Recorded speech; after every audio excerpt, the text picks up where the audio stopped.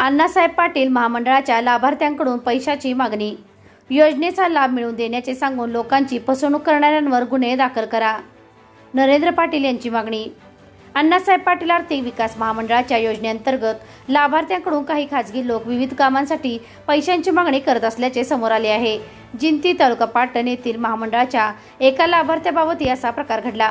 या संदर्भात लवकरच आपण मुख्यमंत्री देवेंद्र फडणवीस यांना भेटून अशा प्रकारे लोकांची फसवणूक करणाऱ्यांवर तात्काळ गुन्हे दाखल करण्यात यावे अशी मागणी करणार असल्याचे महामंडळाचे अध्यक्ष नरेंद्र पाटील यांनी सांगितले आहे। महामंडळाचे अध्यक्ष नरेंद्र पाटील यांनी या संदर्भात कराडचे पोलीस उपाधीक्षक अमोल ठाकूर यांना निवेदन सादर करून संबंधितांवर गुन्हे दाखल करण्याची मागणी केली। पाटील म्हणाले, अण्णासाहेब पाटील आर्थिक विकास महामंडळाच्या योजनेअंतर्गत LY लवकरच काढून देतो, व्याज परतावा मिळवून देतो, प्रलंबित प्रकरण मार्गी लावतो असे सांगून काही ठिकाणी महाई सेवा केंद्र, CSC सेंटर आणि खासगी लोकांकडून लाभार्थ्यांची फसवणूक केली जात आहे। मुख्यमंत्री देवेंद्र फडणवीस यांनी ही योजना ऑनलाईन केली आहे। LY व व्याज परतावा मिळवण्यासाठी कोणालाही 1 रुपया द्यावा लागत नाही, परंतु या योजनेचा प्रचंड दुरुपयोग राज्याचे विविध कानाकोपऱ्यात चालू आहे। हिंगोली, परभणी, लातूर, नागपूर, नांदेड, बीड, पुणे, सातारा, सांगली, कोल्हापूर या ठिकाणी असे प्रकार होत असल्याबाबत नरेंद्र पाटील यांनी खेद व्यक्त केला। ते म्हणाले, अण्णासाहेब पाटील महामंडळाचा लाभार्थी वैभव धोंडीबा बाईंग राहणार जिंती तालुका पाटण याने त्याच्या मुंबई येथील व्यवसायासाठी सारस्वत बँकेतून 15 लाखाची योजना मंजूर करून घेतली। या योजनेचा व्याज परतावा मिळवून देण्यासाठी SP business people services private limited या संस्थेच्या कराड शाखा कार्यालयातून एका व्यक्तीने वैभव बाईंग यांच्याकडे त्याच्या एकूण रकमेच्या 5% पैशाची मागणी केली।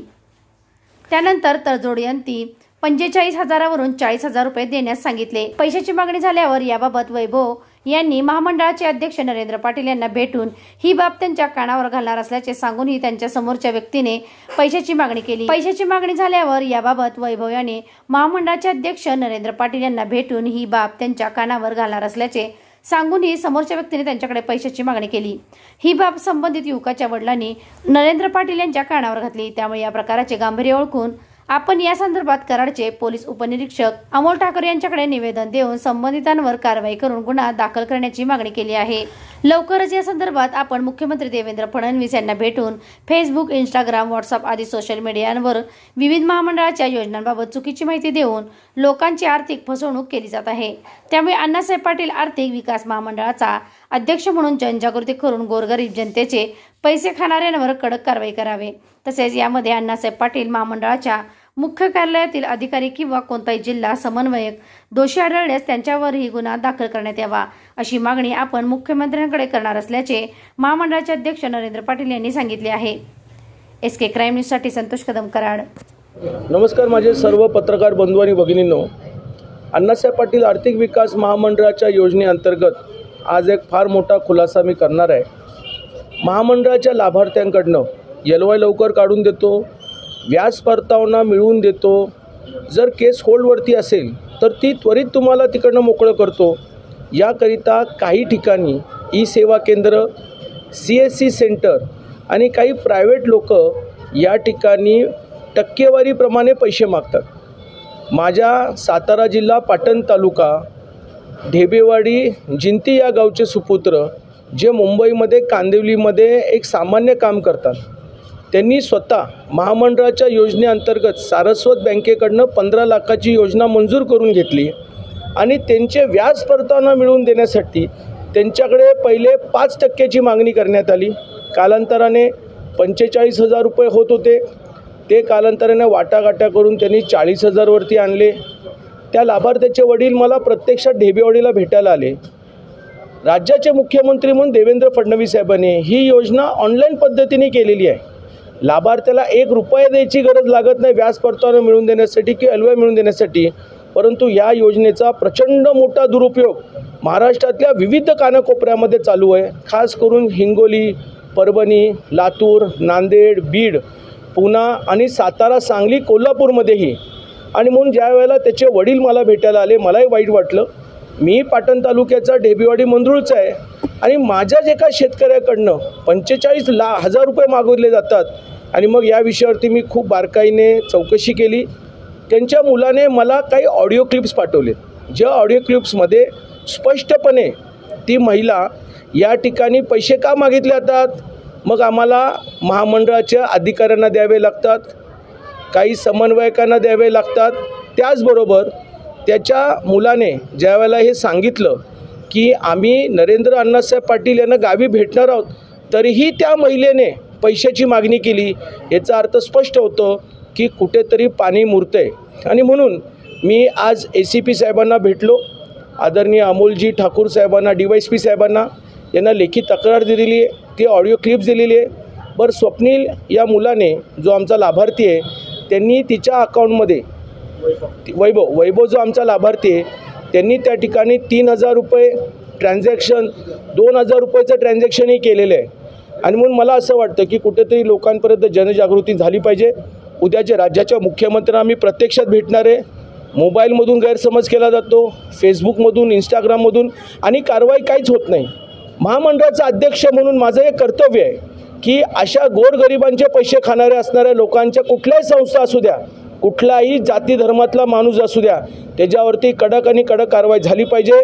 गरज भासली तर मला पूर्णपणे विश्वास आहे की ही जी संस्था आहे ही बऱ्याच महामंडळाच्या लाभार्थ्यांना आणि राज्य आणि केंद्र सरकारच्या इतर योजनेअंतर्गत ही लोकांकडनं पैसे खात असतील. योजनेचा लाभ मिळून देतो, आम्हाला एवढे टक्केवारी द्या. म्हणून हा विषय राज्याचे मुख्यमंत्र्यांनी गांभीर्याने घ्यावा. आज मी जिल्ह्याच्या SP शेख साहेबांना भेटणार आहे, त्यांनाही निवेदन देणार आहे. आणि ह्या असणाऱ्या रॅकेटमध्ये व्याज परतावा मिळवून देण्यासाठी आमच्या महामंडळाचे मुख्य कार्यालय किंवा जिल्ह्यातले कुठलेही समन्वयक जर आढळले तरी त्यांना ताबडतोब त्यांच्यावरती गुन्हा दाखल करून गरिबांना न्याय मिळवून देण्यासाठी माझं हे पहिलं पाऊल आहे.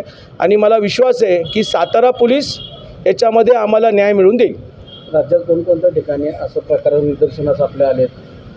खरं म्हणजे महाराष्ट्रामध्ये LY काढून देतो, व्याज परतावा मिळवून देतो, बँकेकडनं कर्ज मिळवून देतो, हे सगळे खास करून परभणी, हिंगोली, नांदेड, लातूर, त्याच्यानंतर मराठवाड्यामध्ये. कारण मराठवाड्यामध्ये गरिबी फार मोठी आहे हो, आणि तिकडच्या शेतकऱ्यांना न्याय मिळत नाही. आणि योजनेमधून लाभ मिळावा यासाठी कधीकधी माणूसही त्या ठिकाणी या आमिषाच्या पोटी अडचणीमध्ये येतो, पण त्यांच्यावरती कारवाई होत नाही. म्हणून कारवाई झाली पाहिजे, याचा माझा प्रयत्न आहे.